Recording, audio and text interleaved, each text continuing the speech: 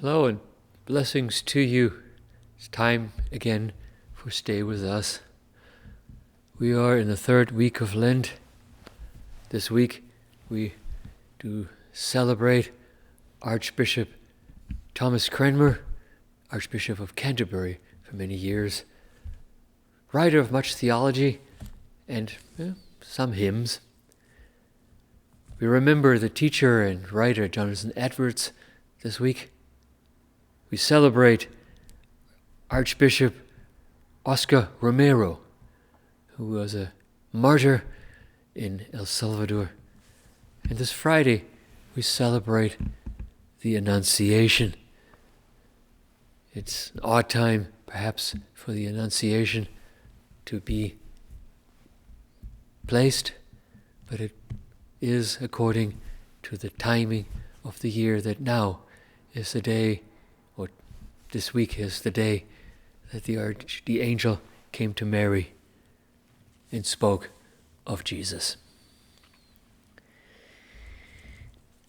We continue to read from the Gospel of John, and today let's read the beginning of the 9th chapter. As Jesus went along, he saw a man blind from birth. His disciples asked him, "Rabbi, who sinned, this man or his parents, that he was born blind?" "Now neither this man nor his parents sinned," Jesus said. "This happened so that the work of God may be displayed in his life. As long as it is day, we must do the work of him who sent me. Night is coming when no one will work. While I am in the world, I am the light of the world." Having said this, he spit on the ground. He made some mud with the saliva and put it on the man's eyes and said, "Go, wash in the pool of Siloam."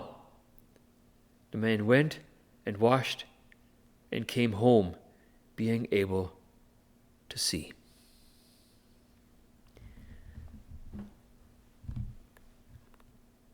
What do you make of this then? What an argument. Who sinned so that this man might be blind? Surely somebody did something wrong for this. What an argument. Maybe a strange argument to us, but not to the people of Jesus. But Jesus says that even this infirmity happened so that the work of God might be displayed in this one's life. The work of God might be displayed in his life, the one blind from birth. The work of God might it be displayed in his life. That's a strange response, maybe, to what was being said and to the blindness of the man. What do you make out of these words of Jesus?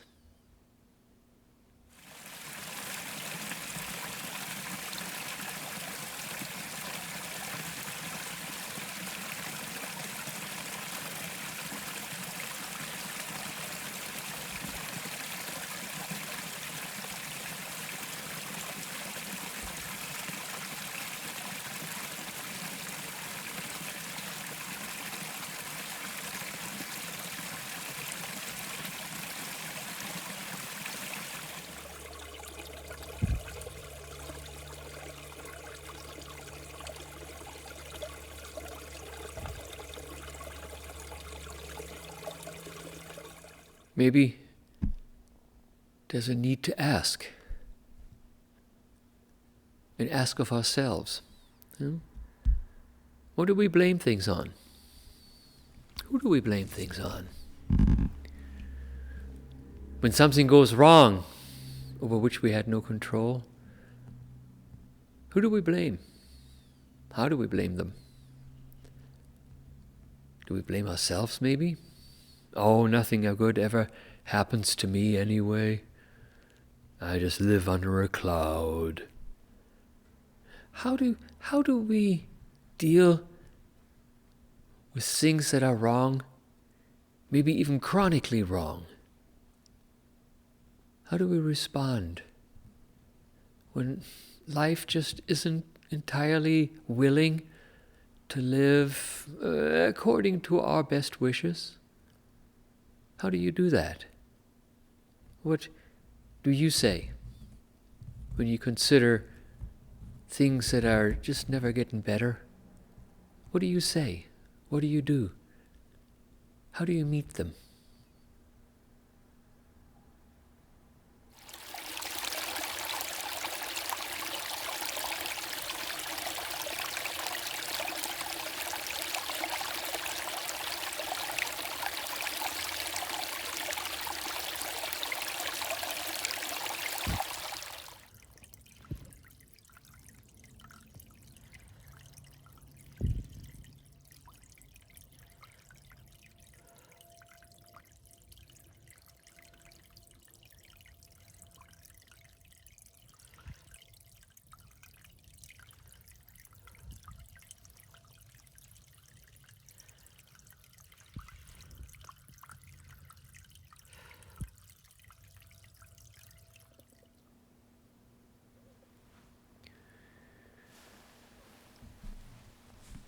Think back on for a moment about what I just asked of you. Is there anything that is in your life that is chronically happening and going on? How do you see that? How do you make sense of it?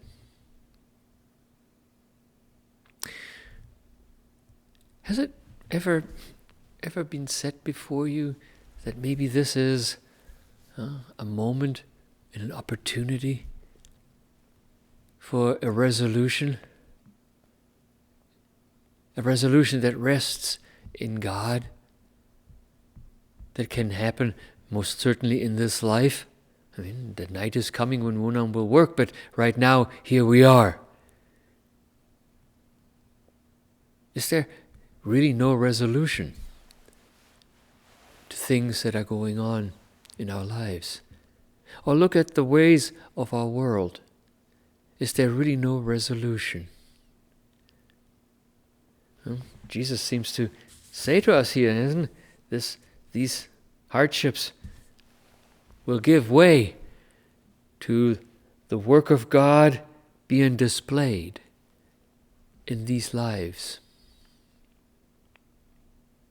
Again, are we ready to allow the problems that attend us to be solved by God above? Is maybe that the difference between what the disciples opened this reading with, stipulation on why it happened, and maybe the resolution of God? Is maybe the solution here that all should be in submission to God, and therefore that even the good and even the bad and even the indifferent, all things that are in our lives are somehow the place where God does work, where God furthers life, where God makes good on the promises made to Abraham.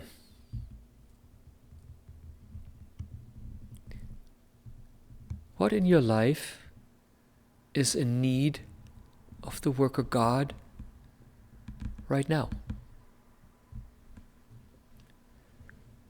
And is that part of your life open for God to work with it? Have you complained about it, or have you given God access and full reign to do whatever must happen?